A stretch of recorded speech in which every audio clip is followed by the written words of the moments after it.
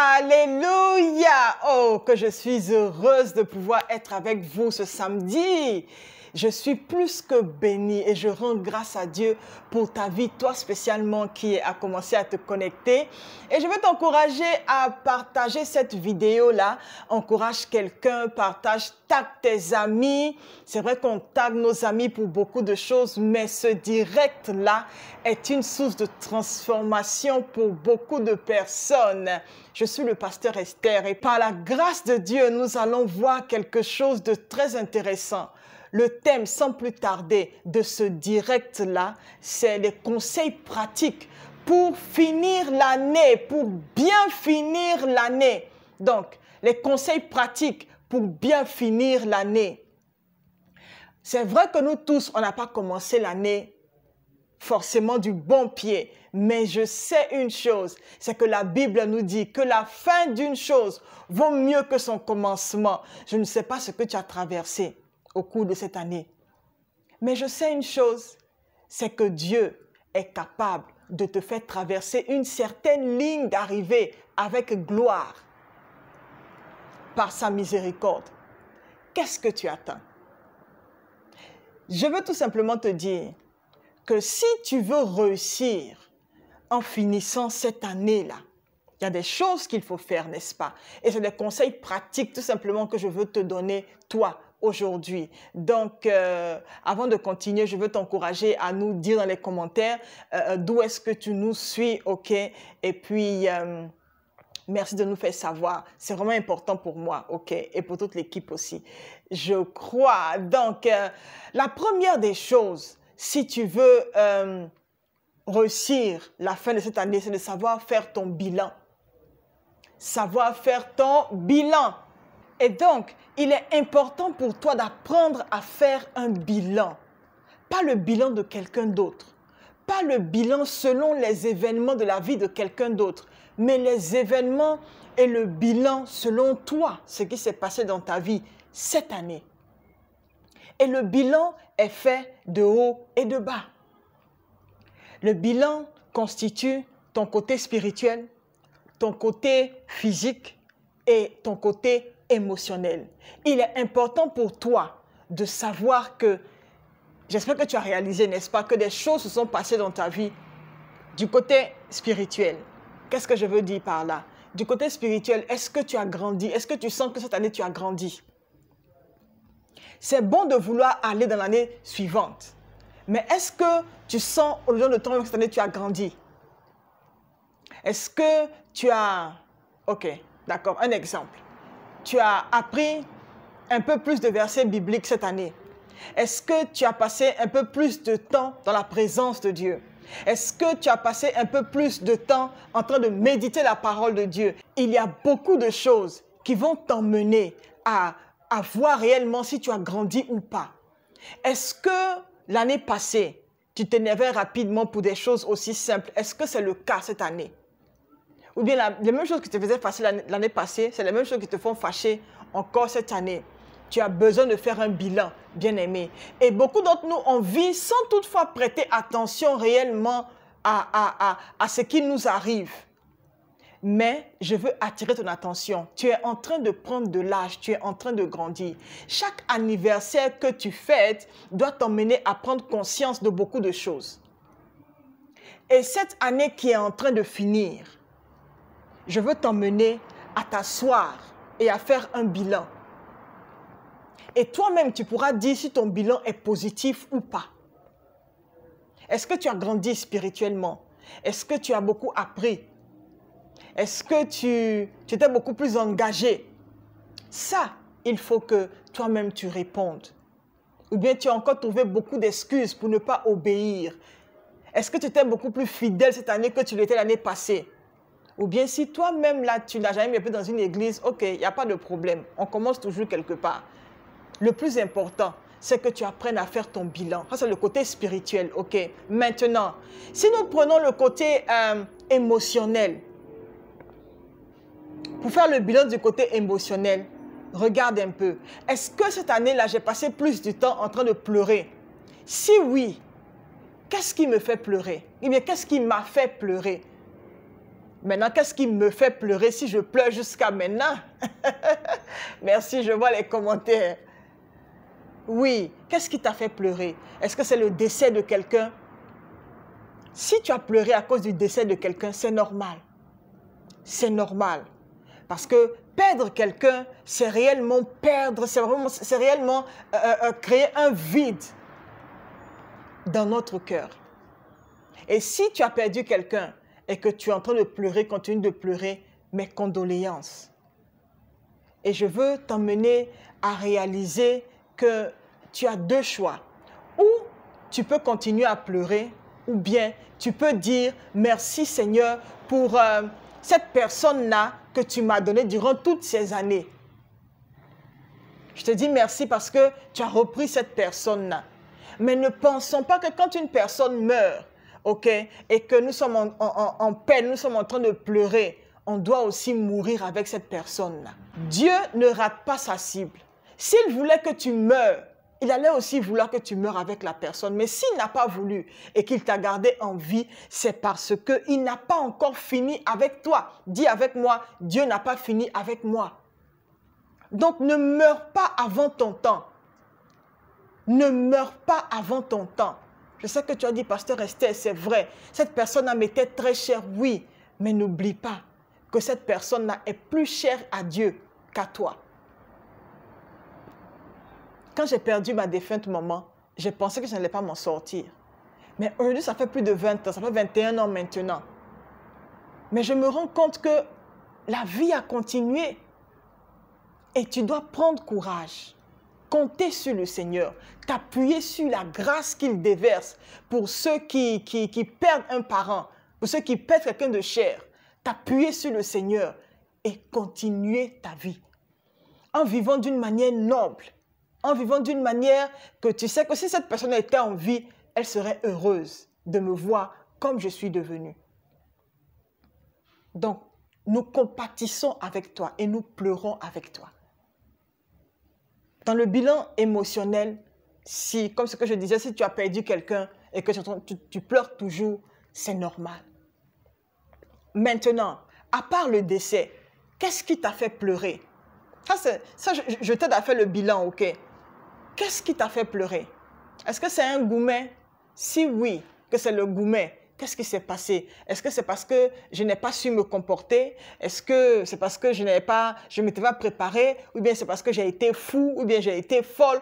Toi seul sais. Mais tu sais, dans toute action qu'on pose, quand nous avons le succès, ça nous fortifie davantage. Mais quand nous échouons, ça nous apprend davantage. Donc, dans tout ce qui nous arrive, on ne perd rien.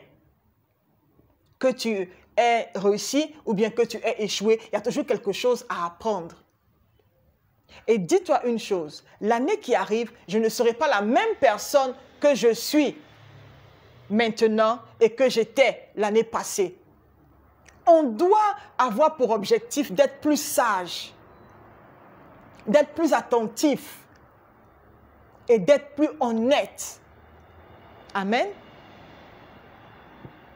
Et je veux t'encourager s'il y a un sujet en particulier que tu veux que je puisse débattre, parce qu'on aura des directs un peu plus souvent, et puis je me ferai un plaisir de pouvoir enseigner là-dessus, parce que c'est très important que nous soyons enseignés. Donc, nous parlons du bilan. Si vous nous prenez en marche, nous avons commencé déjà à parler depuis quelques minutes des conseils pratiques, n'est-ce pas, pour bien finir son année. Et le tout premier point, c'était savoir faire un bilan. Il est important de savoir faire son bilan. Et du côté spirituel, j'ai dit, il faut savoir faire ton bilan si tu as grandi ou pas, ou bien même si tu as régressé. Et puis, le deuxième côté du côté bilan, c'est de savoir si, côté émotionnel également, si tu as beaucoup pleuré. Je disais que si tu as beaucoup pleuré, c'est normal si tu as perdu quelqu'un. Mais maintenant, si c'est un goumet, comme le cœur brisé, comme on le dit, si c'est un goumet, sache qu'est-ce qui s'est passé, qu'est-ce qui n'a pas marché. Est-ce que tu as choisi la mauvaise personne? Est-ce que tu t'es mal pris? Est-ce que tu as manqué de sagesse? Est-ce qu'il y a beaucoup de choses? Ok, il y a beaucoup de choses. Et puis, ce n'est pas seulement le côté, comment on appelle ça, émotionnel. Ok, il y a beaucoup d'autres aspects dont je veux parler et que je vais adresser. Je veux t'encourager à pouvoir partager tout simplement cette vidéo-là. Tag tes amis et puis passe tes commentaires et nous allons ensemble grandir, n'est-ce pas? On a également le côté physique. Côté physique, est-ce que tu es tombé vraiment malade? Tu es tombé beaucoup malade, tu avais beaucoup de malaise et tout ça. Est-ce que tu es tombé vraiment malade? Il y a tout ça. Qu'est-ce qui a fait que tu es tombé malade? Est-ce que tu avais beaucoup de palud? Est-ce qu'il y a beaucoup de choses qui rentrent en ligne de compte? Et je veux t'encourager à pouvoir regarder à tout ça. Peut-être que tu es quelqu'un, tu vas seulement d'activité en activité, mais tu ne te reposes pas vraiment. Et ça, c'est pas bon parce que tu détruis ton corps qui est le temple de Dieu. Ou deuxièmement, ou bien tu ne prenais pas de vitamines. Il y a des gens qui vivent comme ça, ils ne mangent pas bien, ils mangent seulement les choses huileuses et les choses sont remplies de tomates. Oui, j'arrive chez toi. Les choses sont remplies de tomates et puis on ne mange pas bien. On mange gras, on mange sucré, on ne fait pas d'exercice. Tout ça, ça ne fait pas de ton bilan. Pourquoi le bilan? Le bilan est important parce que ça t'emmène à savoir où est-ce que tu es réellement et où est-ce que tu veux aller. Il est important de savoir où est-ce que tu veux aller. Ce qui me fait partir sur le deuxième point. Ok, reste connecté parce qu'on n'a pas beaucoup de temps. D'ici quelques minutes, je serai parti. D'accord? Le deuxième point, c'est reviser les objectifs qu'on s'est fixés durant cette année. Quel objectif tu t'es fixé? Toi seul sais. Mais ne sois pas de ces personnes-là qui rentrent dans la nouvelle année, qui vont mois après mois, qui vivent mois après mois, sans toutefois se fixer un objectif. Il y a plusieurs objectifs à se fixer. Objectif de devenir une meilleure personne. Et je pense que dans la nouvelle année, je vais poster, comment on appelle ça, une vidéo sur comment devenir une meilleure personne, la meilleure version de moi pour cette année. Et je sais que tu vas être réellement bien. Tu vas voir qu'il y a beaucoup de choses même que tu ne savais même pas. Oui, oui, je sais, c'est comme ça. C'est pourquoi c'est bon d'être enseigné. OK. Et puis, revise tes objectifs. Qu'est-ce que tu as pu accomplir et qu'est-ce que tu n'as pas pu accomplir? Si tu n'as pas pu les accomplir, écris. Pourquoi est-ce que tu n'as pas pu les accomplir? Parce qu'il y a des gens, ils se fixent seulement des objectifs ou se fixer des objectifs sans toutefois vraiment poser des actions concrètes qui vont les emmener à pouvoir aller de l'avant. Et je pense que je vais aussi enseigner là-dessus. Comment atteindre ces objectifs. C'est très important. C'est très important. Le fait que tu sois chrétien ne va pas dire te réveiller le matin, tu vas prier et puis tu lis ta Bible, puis maintenant tu es parti. Dieu va faire le reste pour toi. Non, il faut planifier, il faut avoir des objectifs. Et si ces objectifs ne sont pas atteints, qu'est-ce qui s'est passé? Est-ce que c'était un manque de finances? Et en cette fin d'année, je veux t'encourager à relancer ces objectifs-là. Maintenant, la clé ici, c'est de partir avec un objectif à la fois. Vas-y pas à pas, parce qu'il y a un type de personne, et ça c'est nous autres, là, ça je suis très coupable. Quand j'ai des objectifs, je me bats pour faire tout en même temps.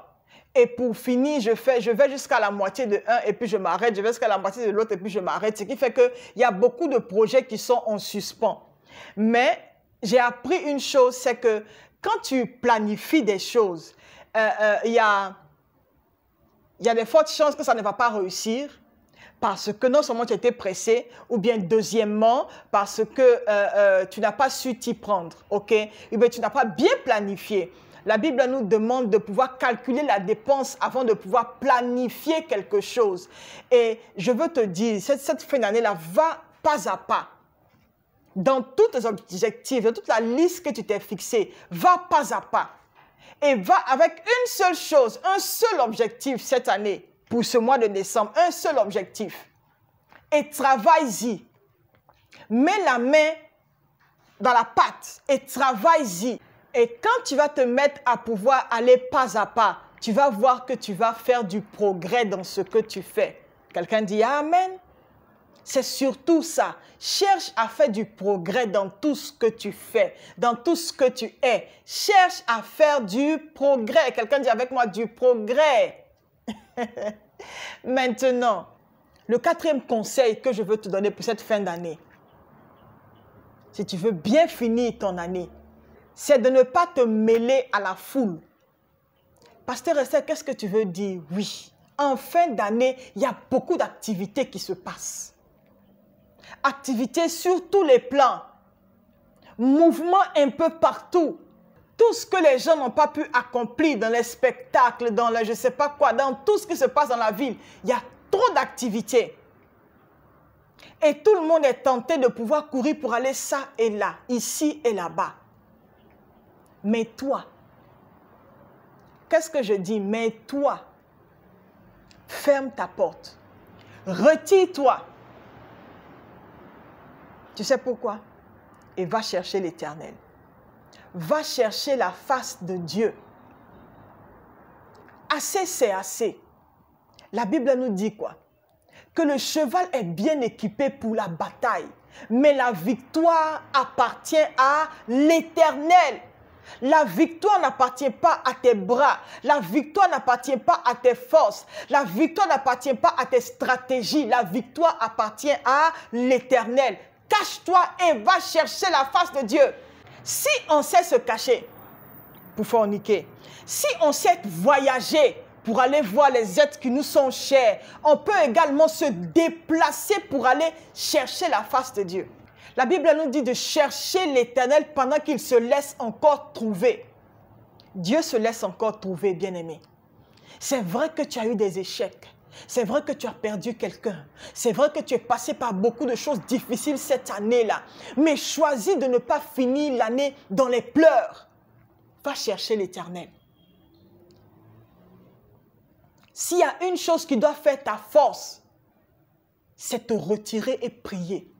Parce qu'il faut que tu saches ce que Dieu a pour toi l'année prochaine.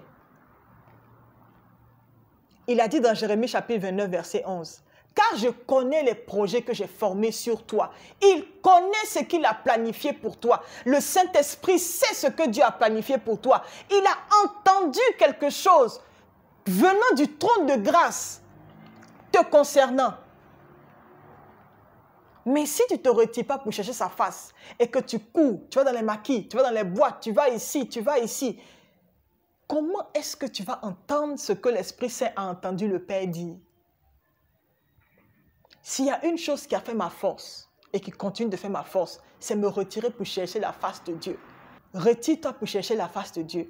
Il y a des gens qui savent planifier des choses vraiment extraordinaires pour se faire plaisir. Toi, va chercher la face de Dieu. Et puis, sois un peu fâché du fait que les choses ne se passent pas comme tu veux. Ce n'est pas la volonté de Dieu que tu échoues à chaque fois. Ce n'est pas la volonté de Dieu que tu pleures à chaque fois. Non. Si Dieu dit qu'il connaît les projets qu'il a formés pour toi, je sais que c'est vrai, on pleure par moments. Mais la plupart des choses que Dieu nous réserve, c'est des choses de paix, c'est un projet de paix et de bonheur. Pas seulement de pleurs. Je vois les pleurs s'arrêter sur ta vie au nom de Jésus-Christ de Nazareth maintenant. Alléluia. Si vous nous prenez en marche, nous avons commencé depuis quelques minutes. Et si vous vous demandez, on parle de quoi? Nous sommes en train de parler des conseils pratiques pour bien finir l'année. Et je suis le pasteur Esther. Et je veux vous encourager à laisser un like, à commenter et puis à vous abonner à nos pages d'impact, que ce soit sur Instagram, que ce soit sur YouTube, que ce soit sur Facebook. Et il y a des vidéos seront postées, des directs également seront mis et vous aurez aussi des paroles d'encouragement de temps en temps. Et vous pourrez également parler avec moi si vous avez une difficulté quelconque. Et puis, je me ferai un plaisir de pouvoir vous aider. Parce que c'est notre travail en tant que serviteur de Dieu de pouvoir être là pour vous aider, pour vous soutenir dans les bons comme dans les mauvais moments. Amen.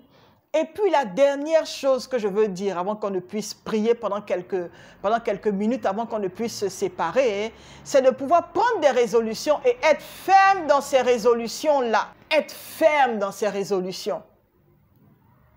L'une des résolutions que tu dois prendre, c'est d'être ferme dans le fait de pouvoir arrêter tout ce qui nuit à ton bien-être. Oui, tout ce qui nuit à ton bien-être. C'est vrai, tu as déjà pris la décision de pouvoir arrêter. Mais tu sais, il y a un jour où la coupe déborde. Il y a un déclic qui s'opère. Bien-aimé, tu sais, Dieu t'aime. Et s'il n'a pas permis que tu meurs cette année, l'année prochaine, tu ne mourras pas au nom de Jésus. Mais tu verras la gloire de Dieu. Et de tes yeux, tu verras la rétribution des méchants.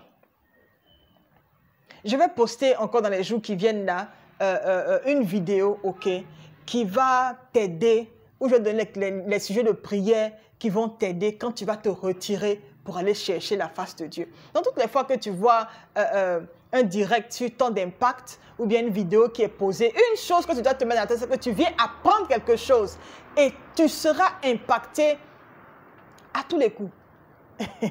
À tous les coups. Je sais que tu es là et que tu es connecté et que tu dois apprendre quelque chose. Décide, et j'insiste là-dessus alors que je suis en train de finir. J'insiste là-dessus, va chercher la face de Dieu. Qu'est-ce que ça veut dire? Prends quelques jours, cache-toi quelque part et va prier. Va prier. Et dans les 2 jours, les 3 jours qui viennent, je vais poster une vidéo, ok, où je vais donner quelques points de prière assez stratégiques pour que tu puisses t'appuyer là-dessus pour pouvoir prier. C'est important. Va prier. Ne sois pas découragé parce que les choses ne sont pas passées comme tu voulais. Mais dans tout ça, Dieu t'a montré sa miséricorde parce que tu as envie aujourd'hui. Tu as eu de quoi manger, même quand tu ne savais pas d'où la nourriture allait venir. Dieu s'est montré bon et miséricordieux envers toi. Ne lui claque pas la porte au nez. Ne jette pas l'éponge parce que les choses ne sont pas passées comme tu veux. Parce que tu t'étais fixé comme objectif de te marier cette année. Tu t'es fixé comme objectif de pouvoir trouver le bien-aimé cette année. Et jusqu'à maintenant, même un chat à l'horizon, tu n'as pas encore vu. Ne te décourage pas. Ne te décourage pas. Je veux que tu fasses de la prière et de ta foi en Dieu ton âme secrète pour cette fin d'année-là. Retire-toi et prie. Ce n'est pas le moment d'aller boire. Ce n'est pas le moment d'aller forniquer. Ce n'est pas le moment de voyager pour aller faire les fêtes ici, par-ci et par-là. Cache-toi et va prier. Paye le prix. Si tu ne connais pas un endroit où te retirer, moi par exemple, quand j'aimais bien me retirer, là où j'étais avant, je partais chez un membre de la famille. Mais ces personnes n'ont jamais su que je partais me retirer. Je t'appelle, je te dis, oh, je vais passer quelques jours avec toi. Hein? Puis tu dis oui. Et quand j'arrive, puisque la personne va au travail matin jusqu'au soir et les enfants aussi sont partis à l'école, je me cache et je prie bien. Et c'est parce que je faisais ça que Dieu me dirigeait à chaque fois. À chaque fois. Quand je devais avoir le bac et que j'avais passé le bac, je pense 3 fois. Et je me suis reposée pendant 1 année. J'ai passé 4 ans au même niveau. Après 2 années d'échec, je me suis assise et puis j'ai dit non, je ne vais plus à l'école. Et c'est dans la même année-là que j'ai rencontré le Seigneur. Et puis, je ne suis pas partie à l'école toute l'année. Et puisque Dieu savait que j'avais déjà commencé à faire de me retirer et de chercher sa face une habitude, il m'attendait là-bas. Et toute l'année scolaire, je l'ai fait à la maison. Je dis, je ne bouge pas. Et en septembre, je suis partie chez une de mes sœurs et je suis partie chercher la face de Dieu. Quand je quittais là où j'étais pour aller chez ma sœur, j'ai dit tout simplement à Dieu, je m'en vais là-bas, c'est pas pour aller dormir, je vais chercher ta face. Je veux que tu me dises ce que tu as préparé pour moi cette année. C'est vrai que j'ai décidé de ne pas partir à l'école. C'est vrai que j'ai choisi de ne pas partir à l'école parce que j'ai honte de repasser encore le bac. Je donne ce témoignage-là pour encourager quelqu'un à pouvoir chercher la face de Dieu. Et quand je suis partie le premier jour, j'étais dans le jeûne de la prière, le premier jour, il ne m'a rien dit. Et le deuxième jour, j'ai dit, Père éternel, je suis venu toucher ta face pour savoir ce que tu as réservé pour moi cette année. C'est vrai que je ne veux plus partir à l'école. C'est vrai que j'ai honte de repasser le bac. Mais je veux que tu me dises qu'est-ce que tu veux que je fasse. Et je te promets que cette fois, je ne vais pas discuter. Je vais obéir. Parce que tu sais mieux que moi ce qui est bon pour moi. Bien-aimé. Et le deuxième jour, quand j'ai fait cette prière, Dieu m'a dit, Esther, je veux que tu repasses le bac. Les années précédentes, tu ne me connaissais pas. Mais cette année, tu me connais. Je suis avec toi. Va repasser le bac. Et quand j'ai entendu la voix dans mon esprit, mon cœur a été accompagné d'une paix immense. Et j'ai dit au Seigneur, si tu veux que je repasse le bac, je vais repasser le bac. Et j'ai dit au Seigneur, vous savez, quand vous priez, il y a une chose qui doit être à la base de votre prière, à part la foi, c'est l'honnêteté. Arrêtons un peu de traiter Dieu comme s'il était là seulement pour les choses spirituelles et pas pour les choses physiques. Il sait que tu vis dans un monde physique, s'il te plaît. C'est lui qui a créé cette terre-là, il sait. Il sait. Et j'ai dit au Seigneur, je ne veux pas repasser le bac là où j'étais parce que j'ai fait 2 fois le bac et j'ai honte de repartir là-bas.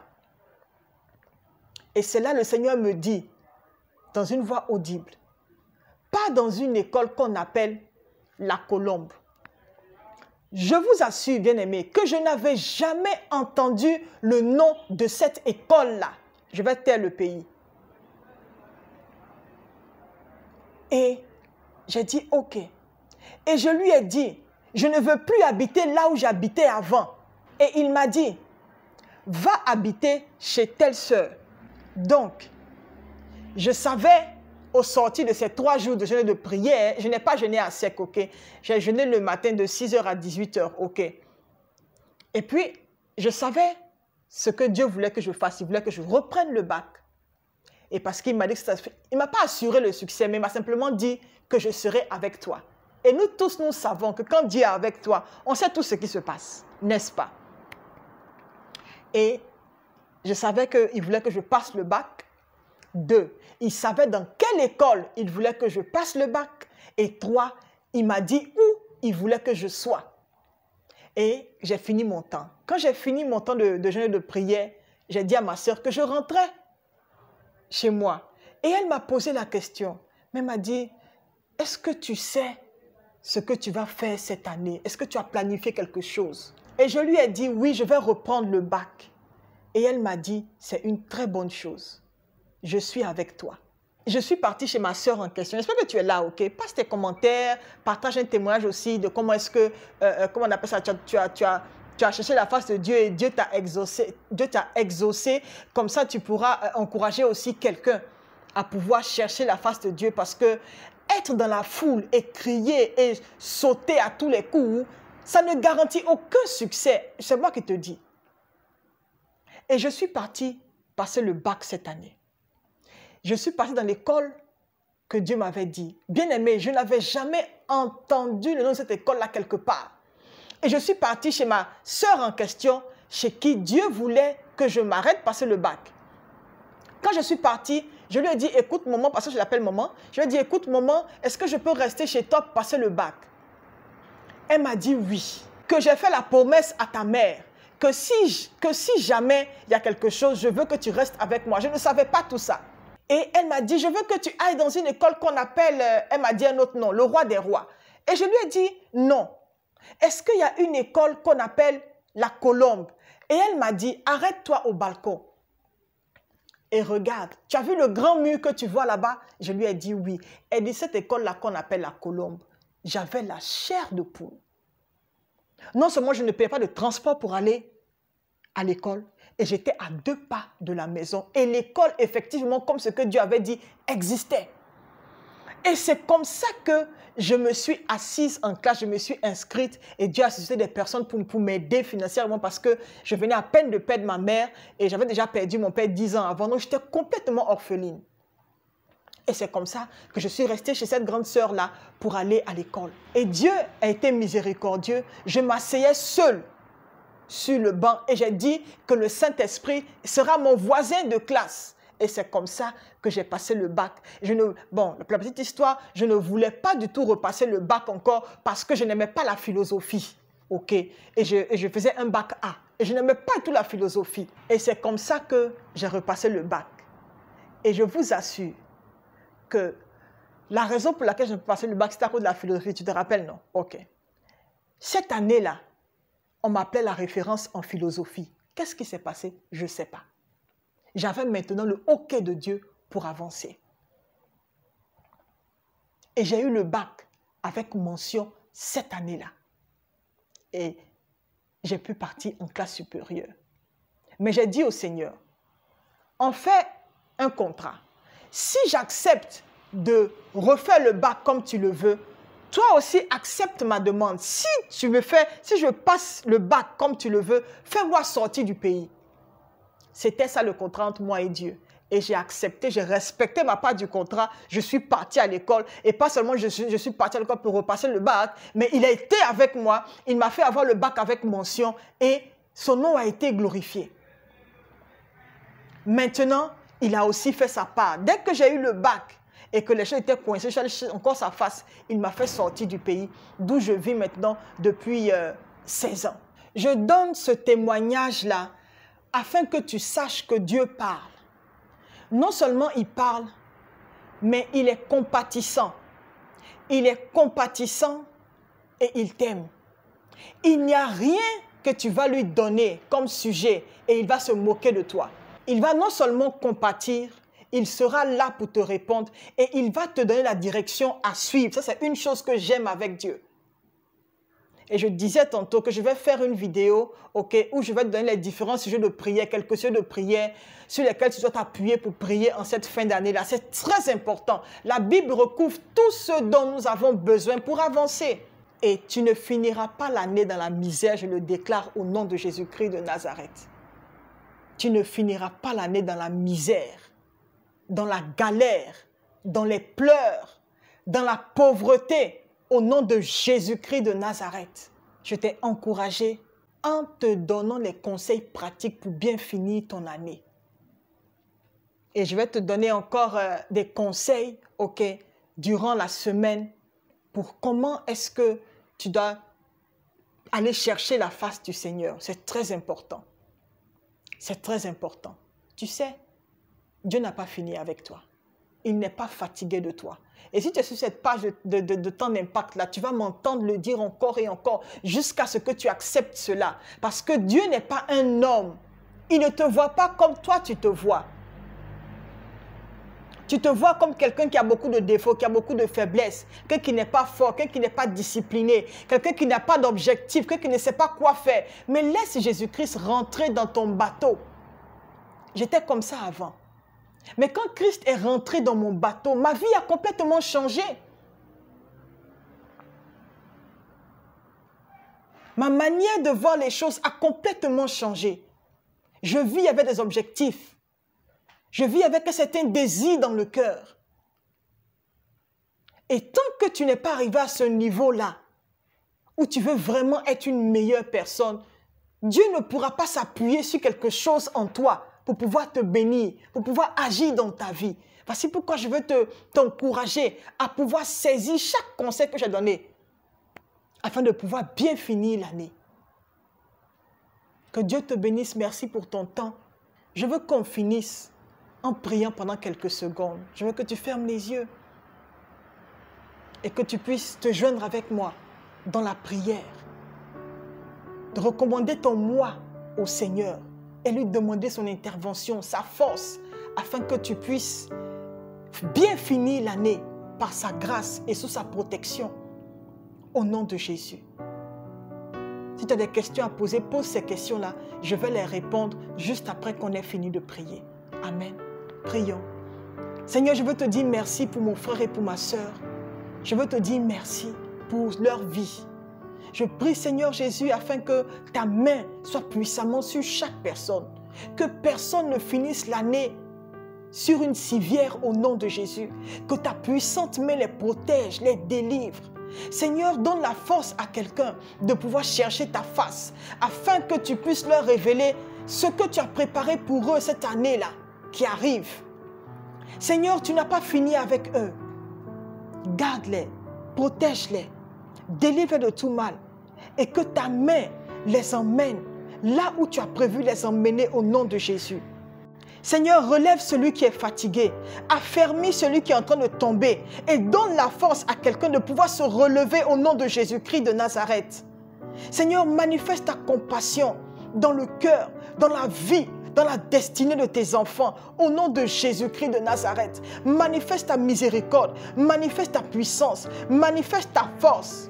Manifeste ton amour au nom de Jésus-Christ de Nazareth. Tu as dit que tu ne mets pas dehors celui qui vient à toi. Nous venons à toi aujourd'hui et nous prions afin que ta puissante main puisse accomplir des miracles dans notre vie, puisse nous protéger, puisse nous délivrer et puisse pouvoir à nos besoins au nom de Jésus. Seigneur, merci parce que tu bénis la vie de chaque personne qui est sous le son de ma voix aujourd'hui.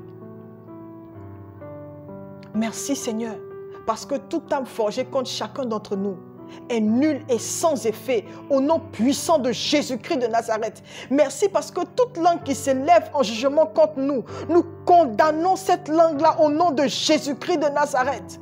Merci parce que tout plan de l'ennemi contre nos vies échoue au nom de Jésus, échoue au nom de Jésus. Seigneur, merci parce que ce que tu as déclaré dans chacune de nos vies, nous les voyons maintenant s'accomplir pour la gloire de ton nom, au nom puissant de Jésus-Christ de Nazareth. Seigneur, bénis tes enfants, garde-les et que tous nous puissions traverser cette année-là avec grâce, en bonne santé. Dans le nom de Jésus, nous prions et nous disons Amen. Je dis Amen. Alléluia. Maintenant, je suis prête pour les questions, mais avant qu'on ne passe aux questions, si tu m'as écouté et que tu sais que dans l'année, tu n'as pas été vraiment un bon chrétien, Dieu t'a parlé à différentes reprises pour que tu puisses marcher vraiment avec lui, mais tu n'as pas écouté parce que tu t'es trop pris par la voix de tes mauvais amis, par des choses. Je veux prier pour toi. Tu veux accepter le Seigneur Jésus comme ton Seigneur et ton Sauveur. Je veux prier pour toi. Il n'est pas tard. Quels que soient les péchés que tu as commis, il est prêt pour te les pardonner et pour te restaurer entièrement. Fais cette prière avec moi, s'il te plaît. Dis, Seigneur Jésus, je te dis merci pour aujourd'hui. Et je te demande pardon pour tous mes péchés. Alors que j'ai écouté ta voix aujourd'hui, je reconnais que je me suis éloigné de toi. Je te choisis aujourd'hui, Seigneur Jésus, comme mon Seigneur et mon Sauveur personnel. S'il te plaît, écris mon nom dans le livre de vie. Accepte-moi. Donne-moi ton Esprit Saint et utilise-moi pour la gloire de ton nom. Merci, Seigneur Jésus, pour cette opportunité que tu me donnes aujourd'hui. Merci, Seigneur. Je déclare qu'en ton nom, Seigneur Jésus, je suis sauvé. Je suis restauré, je suis béni, je suis enfant de Dieu. Merci Seigneur Jésus, parce que tu le fais dans ma vie maintenant. Amen. Alléluia. En tout cas, merci. C'était moi, Pasteur Esther, sur Ton Impact. Je veux vous encourager à vous abonner sur Ton Impact, que ce soit sur Facebook, que ce soit sur YouTube, que ce soit sur Instagram. Abonnez-vous. Et nous allons passer de bons moments ensemble durant cette année-là. Et attendez-vous à une autre vidéo qui va vous encourager à avoir quelques versets bibliques sur lesquels vous allez vous baser pour chercher la face. Que Dieu vous bénisse, qu'il vous garde. Si vous avez aimé, partagez et laissez vos amis être bénis. Que Dieu vous restaure et qu'il vous donne de quoi manger durant cette fin d'année-là. Que vous puissiez recevoir la force afin de pouvoir avancer. Donc, j'attends vos questions. Que Dieu vous bénisse.